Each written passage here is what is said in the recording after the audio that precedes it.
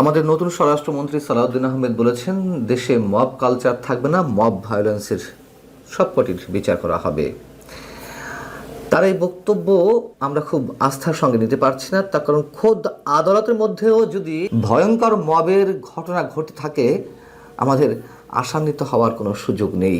বরিশালের অতিরিক্ত chief metropolitan ম্যাজিস্ট্রেটের আদালতের ইজলাস কক্ষে যা ঘটলো বুধবার, এটিকে নজিরবিহীন বলবো না, অনেক অনেক বেশি ভয়ঙ্কর একটি দৃষ্টান্ত যে স্থাপিত হলো সেটি বলতে পারি। বিচারক শুনানি করছিলেন, ঠিক সেই সময় সন্ত্রাসী স্টাইলে ইজলাস কক্ষে ঢুকে পড়লেন। মুহূর্তের মধ্যে তারা ভাঙচুর করলেন, বিচারককে থ্রেট করলেন, আঙুল উঁচিয়ে একটা নির্দেশনা তারা দিতে থাকলেন। ধরনের একটি ভিডিও ভাইরাল হয়েছে সারা দেশে। ঘটনাটি কি জন্য ঘটেছে? বরিশাল জেলা আওয়ামী লীগের সাধারণ সম্পাদক এবং সাবেক এমপি তালুকদার মোহাম্মদ ইউনুস সহ আওয়ামী লীগের কয়েকজন নেতার জামিন মঞ্জুর করা হয় গত সোমবার। কেন জামিন মঞ্জুর করা হলো?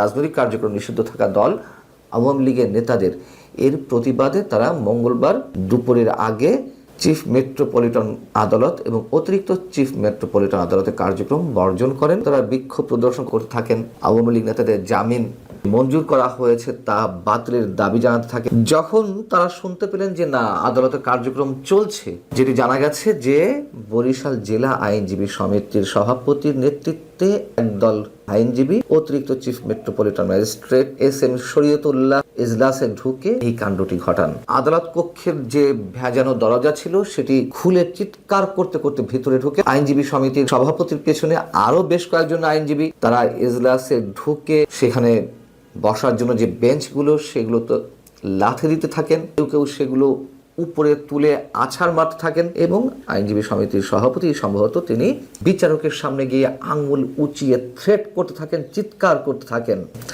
আর বিচারকের কি করার? বিচারক নিশ্চয়ই কর্তব্য বিমূঢ় হয়ে পড়েন, হতবিহ্বল হয়ে পড়েন, সম্ভবত ট্রমার মধ্যে চলে যান। তার তো কিছুই করার থাকে না ওই মুহূর্তে। হচ্ছে মবের দৃশ্য। এই যে ঘটনাটি ঘটলো, যে রাজনৈতিক কার্যক্রম নিষিদ্ধ থাকা আওয়ামী লীগের নেতাদের জামিন কেন দেয়া হলো? আচ্ছা, কেন দেয়া যাবে না সেটি তো শুরুর প্রশ্ন।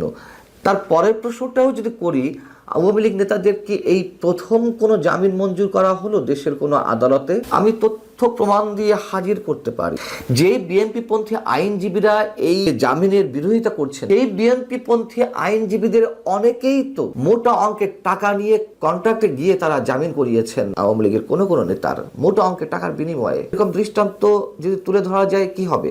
এবং যখন শুধু বিএনপি পন্থী আইনজীবী না, বিএনপিপন্থী আইনজীবী সহ জামাতপন্থী আইনজীবীরা বড় বড় মোটা মোটা অঙ্কের টাকার কন্ট্রাক্ট করেছেন আওয়ামী লীগ নেতাদের সঙ্গে, স্থানীয় পর্যায়ের হোক জাতীয় পর্যায়ের হোক, কারো কারোটি জামিন হয়েছে। ওই সেক্ষেত্রে তো এই ধরনের বিরোধিতা করা হয়। যখন বিচারক স্বতঃপ্রণোদিত হয়ে নিজের বিবেকের তাগিদে হয়তো কোনো কোনোটি জামিন করছেন, তখনই এই ধরনের বিরোধিতা আমরা দেখছি। আমরা তো এই কথাই বলবো। এখন সাবেক আইন উপদেষ্টা আমাদের মহামান্য মাননীয় অধ্যাপক ডক্টর আসিফ নজরুল, সাবেক স্বরাষ্ট্র উপদেষ্টা জেনারেল অবসরপ্রাপ্ত জাহাঙ্গীর আলম চৌধুরী, তারা তো দিনে রাতে বলতে থাকতেন জামিন দেওয়া যাবে না, জামিন দেওয়া যাবে না, জামিন দিয়ে মানুষের যে ফান্ডামেন্টাল রাইটস বলি আর নাগরিক অধিকার বলি, অবশ্যই সেটি পর্যায়ে পড়ে। বিনা বিচারে কেন মানুষকে আটকে রাখতে হবে মাসের পর মাস, বছরের পর বছর? আমরা এই সংস্কৃতি থেকে বের হতে পারছি না।